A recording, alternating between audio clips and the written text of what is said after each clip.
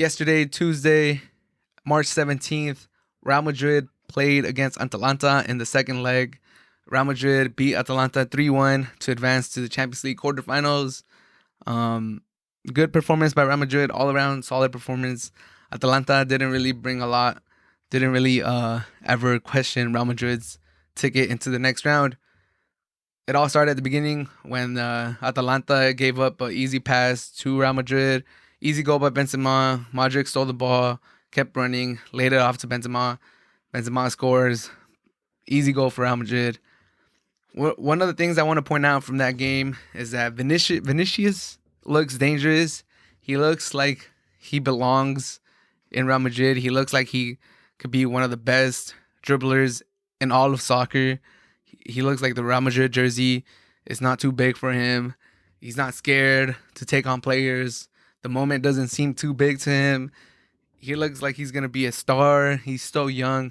And then he gets to a point where he has to make a correct pass. He has to analyze if he should shoot or if he should pass. And he either makes the wrong decision or he makes the right decision, but the execution is terrible. And that continues to haunt Vinicius. And I am afraid that it's never going to get better. Because he really reminds me of Traoré. And Traoré was the same way. Traoré, I believe he's 24 years old or 25 now. And he was the same way as Vinicius when he was 20, when he was 19. You saw all the talent. You saw all the physical, that he's this physical specimen. And you kept saying, you know what? Yeah, he's a nice dribbler. He's quick. He gets into all the right spots. And he's not doing the right pass. He's not scoring. He's not shooting the best. And you kept saying that for Traoré when he was 20. And then he was 21, and you kept saying the same thing. Oh, he's young. He's young. All right, and then he turned 22, and it was the exact same way. Hey, great dribbler, super fast, can take on anyone, but just the last pass, the last shot is not there. And then he turned 23, and then he turned 24, and I believe he's 25 now. But the point is, you keep saying that he's 25 now. You keep saying that he's a great player, he's a great dribbler, and he just needs to work on his finishing. He needs to work on his last touch. But he's young. He's young, and he has time to grow. Where you're young to you're not young. And I fear that that's going to be the same thing, the same faith for Vinicius, where he's a great dribbler. He might not be as fast and as quick as Adama Traoré, but he's more shifty. The ball sticks to his foot nicer. He has more feints and body movements and step overs. So he does have that more than Traoré. Traoré obviously has unworldly speed and acceleration, and no one can beat him in a foot race. Vinicius is more tactical. He's more elusive. He's fancier with the ball in his foot. He gets you with these body feints, these step overs. He's really entertaining to watch, but they're both the same when it comes to that last pass, or maybe not even the last pass. Sometimes I even see Adama Traoré or Vinicius in a breakaway where it's like 3v2 or 3v3, and all you need for them to do is to make the correct pass. Maybe it's not the final pass, but you got to make a through pass, continue to run, and you and the other two players can make like crossing runs, or one goes to the front post, one goes to the back post, and that pass to the corner is just not with the right pace, or it's too out wide. And now the player on the corner has to go chase the ball, and it just kills this counterattack. I've seen that with Vinicius a lot. I've seen that with Traoré. And my fear as a Real Madrid fan, as a fan of young players progressing and turning and fulfilling all their potential, is that Vinicius is this is who he is. He's a great dribbler. He could take on anyone. He could lead your attack when you just ask him to take on someone.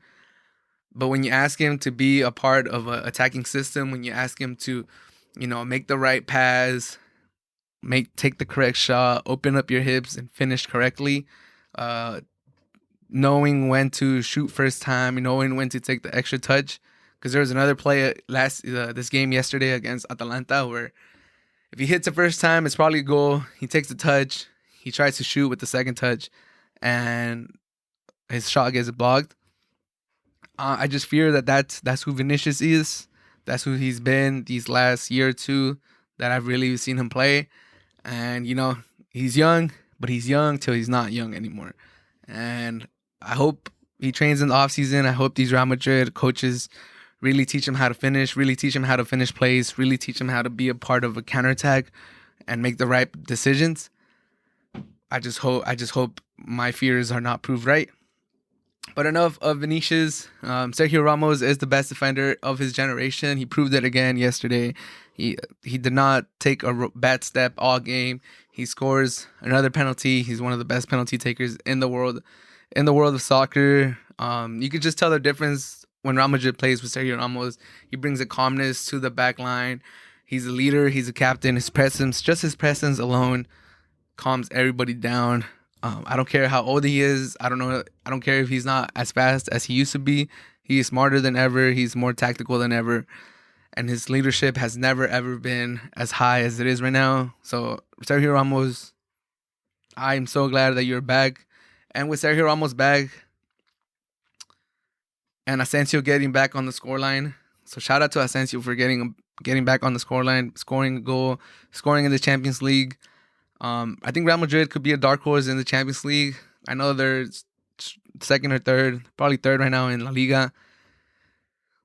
So they're trying to come back in La Liga. They're trying to be a threat in the Champions League. They're definitely not one of the favorites. Even though this is their tournament, they're the kings of Europe. They've won the most Champions League. They're definitely not the favorites this year. That's for Bayern and City and other teams that have better rosters or in better form. But Sergio Ramos coming back from injury to Real Madrid starting lineup. If Asensio could get hot, if he could start scoring goals again like he was before his terrible ACL injury, Benzema keeps scoring goals. Vinicius just needs to be dangerous on the back, on the wings, and hopefully his finishing improves. Real Madrid could be dark horses in the Champions League. I have no doubt that they could beat these teams that are ranked higher than them when they're playing their A game.